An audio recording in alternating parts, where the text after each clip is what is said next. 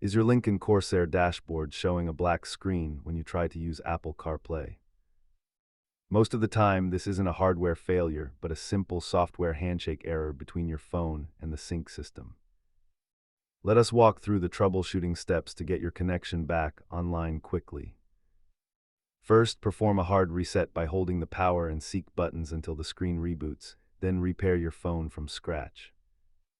If the reset fails, inspect your cable for fraying and ensure your phone's charging port is free of pocket lint.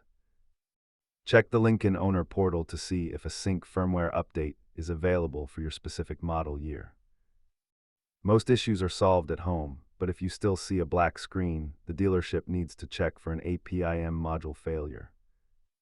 Data shows that a simple system reset fixes the vast majority of these display errors. If you're handy with tools, check your fuse box for any blown circuits related to the audio or infotainment systems. Keep a high-quality data cable in your glove box to rule out port issues instantly next time. Remember, software is only as good as the connection it travels on, so start with the basics. If you still have a black screen after these steps, it is time to visit your dealer for a diagnostic scan.